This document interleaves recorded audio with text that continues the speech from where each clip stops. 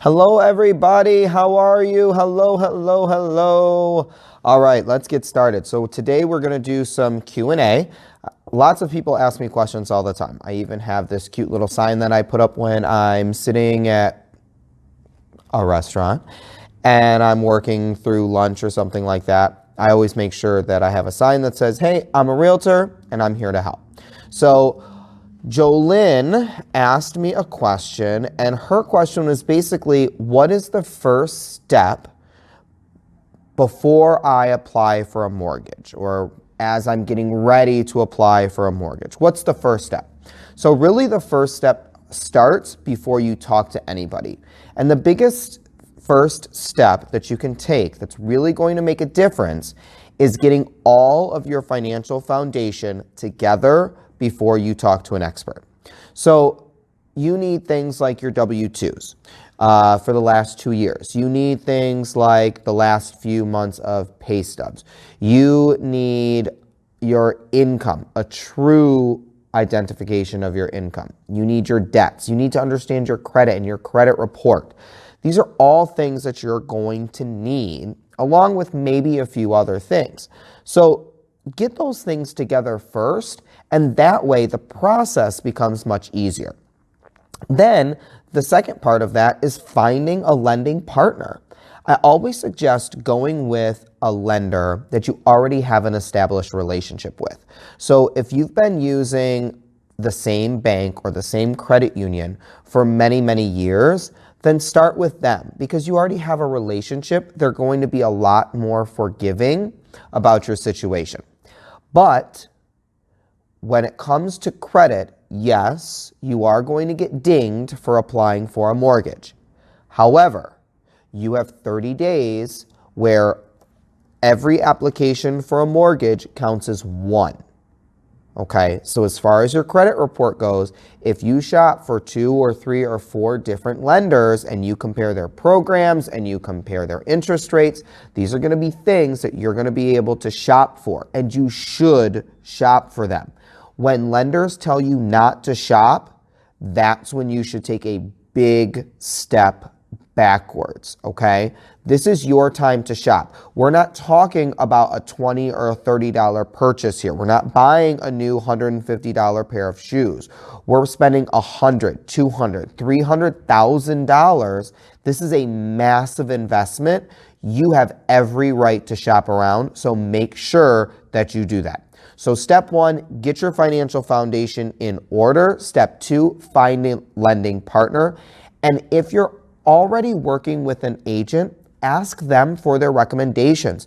We work with lots and lots of different lenders. We know who communicates well. We know who gets the job done. We know who is better for your specific situation than others. We understand. Ask your family and your friends who they used and would they recommend them. These are big things that you need to know. And if you don't, ask. Call me, text me, email me, Instagram me, Facebook me, YouTube me, Snapchat me, whatever. I am here to help guide you through that program. So that's step 1. Jolynn, I hope this answers your question. I know that you live in a different state and I miss you guys so much. All right, next question. Okay, question number 2. So what kind of mortgage programs are there? So there's lots and lots of different programs, and I'm not going to be able to touch on all of them. I'm just going to talk about a few. So you have a conventional mortgage program, which most people think of as 20% down and having perfect credit. And that's really not at all what it is. A conventional mortgage just means that it's not backed by the government, which means there is a little bit more risk to the lender. So they are going to have a little bit more strict guidelines to qualify for that mortgage. But that doesn't mean that if you are below 700 and don't have 20% cash to put down, that you can't qualify for a conventional mortgage. Your lender is going to steer you towards the best program for you. Then you have FHAs, VAs, USDA if you're in a rural area. You have The MSHDA program, which is in Michigan only, and I'm sure every state has their own program, but I can only talk about Michigan. So MSHDA is a grant that allows you to get a specific amount of money to put towards your closing costs and your down payments. Now, this is great for first-time home buyers. And the definition of a first-time home buyer is someone who has not owned a home in 3 years. So if you owned a home previously and something happened and you've been renting for the last 3 or 4 or 5 years, whatever, you are still technically a first-time home buyer. So take advantage of that free money if you qualify for it. Always, always, always ask your lender if there are any programs that they work with that give you as a homeowner a leg up on the game, okay? Anybody who turns down free money is just silly, okay? And if you have some money that you don't want anymore and you don't know where to put it, you can send it right to me. I will put it to great use. I promise I'll buy a new sweater and I'll wear it for my next video. All right, so what does it mean for a fixed rate mortgage versus an adjustable rate mortgage?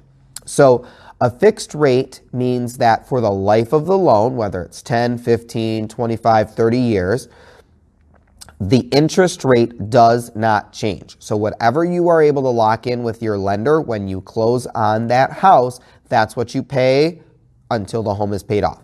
An adjustable rate mortgage is fixed for a certain amount of time. Typically, it's 5 years. So you have the same interest rate for the first 5 years, and then it changes after that. Sometimes it changes every year. Sometimes it changes every 2 years. Whatever the program happens to be from that lender, there is an adjustable rate. So it stays the same in the beginning, and then it fluctuates. So sometimes that means that your interest rate is going to go way down. Like right now, interest rates are way, way down. But who knows what's going to happen 5 or 10 years from now? So if your mortgage rate, your interest rate is 3% today, what if it's 7% 5 years from now?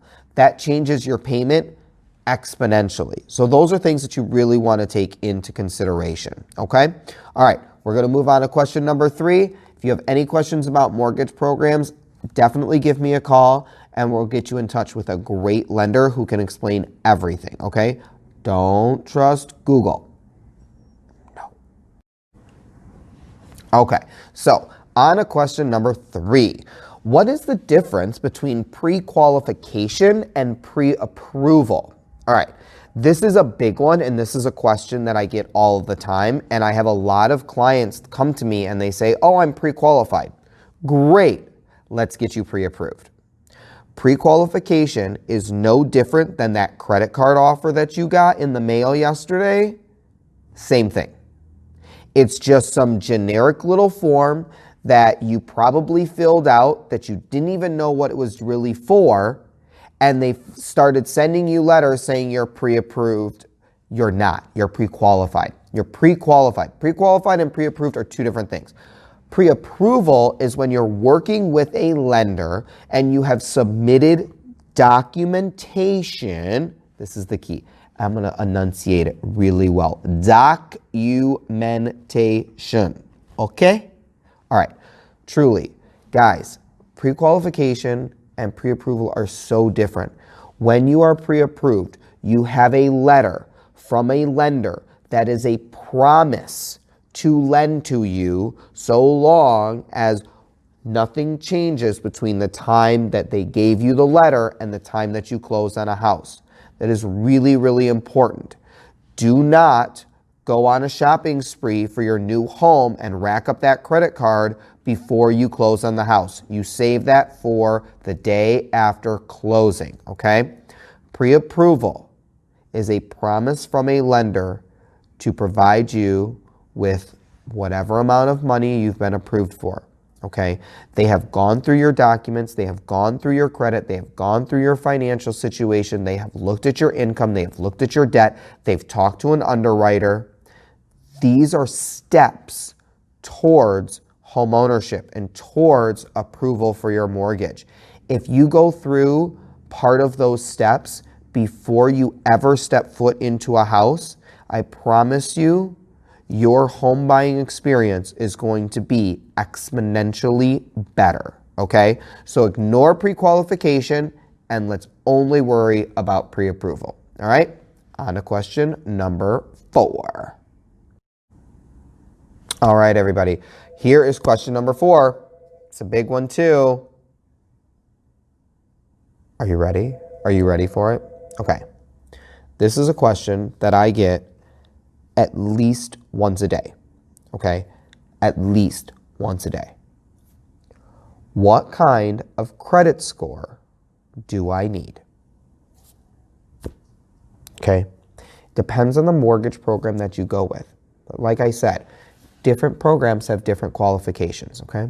So realistically, we want you to be somewhere around 650, all right? Some programs, some lenders are gonna be a little bit softer and maybe you can go in at 630, 620 even, but I really wanna aim at that 650 mark, okay? And the reason I wanna keep you at the 650 mark is because if that's our minimum, if something happens, okay, and let's say you have to spend $100 on a credit card, if that drops your score by 2 or 3 points, you're still safe. But if you're already right at that threshold and you're just at the minimum and something happens, it might completely disqualify you from the mortgage, okay? So every program is different, every lender is different, and your situation is unique to you. But as a generic blanket answer, let's get your credit score up to 650 as the minimum so that we know you can be pre-approved. Deal? Deal. Okay, everybody, so this is going to be question 5 of the day, and this will be the last question for this video. I know this has been a long video. All right, so how much do I need as a down payment? All right, this question came to me from David, and I appreciate your question very much, David, because it's really an important question too. So every program is different, but this is not 1975. This is not 1985. You don't need 20% cash down to buy a house anymore. Realistically, outside of the specific like VA loans and USDA loans that are very specific to either people or location that are 0% down, you really need about 3.5% to 5% down, okay? But on a $100,000 house, that's $3,000, $4,000. You can save that up. If you are truly diligent and you really want to purchase a home and start building wealth, you can find $3,000. You can get a gift from family and friends that totals $6,000-ish, okay? Put the ish on there, all right? But you can have a gift as a down payment, all right? But what you need to make sure is that that down payment is in a bank, okay? Mattress money doesn't count, honey, all right? Let me say that again. Mattress money doesn't count, honey, okay? Okay. I love that you are squirreling away cash in the wall. I am so proud of you for saving any amount of money anywhere you keep it. But in order for a lender to verify that money, it needs to be in the bank. So if you're looking at buying a home 3 months from now, 4 months ago, 4 months from now, 5 months from now, start putting that money in the bank now. Get that money out of the mattress and put it into a legitimate account, okay? Put it into a savings account that doesn't have a debit card, that doesn't have access, that makes you go to the bank to pull it out, okay? Make it a chore to get to your money. That way, you are less likely to dip into it, okay? So 3.5% to 5%, more is always going to be better. but it is not necessary, okay? And there are 0% down programs out there, all right? So talk to your lenders about that. If you need recommendations, I'm here for you, okay? Okay.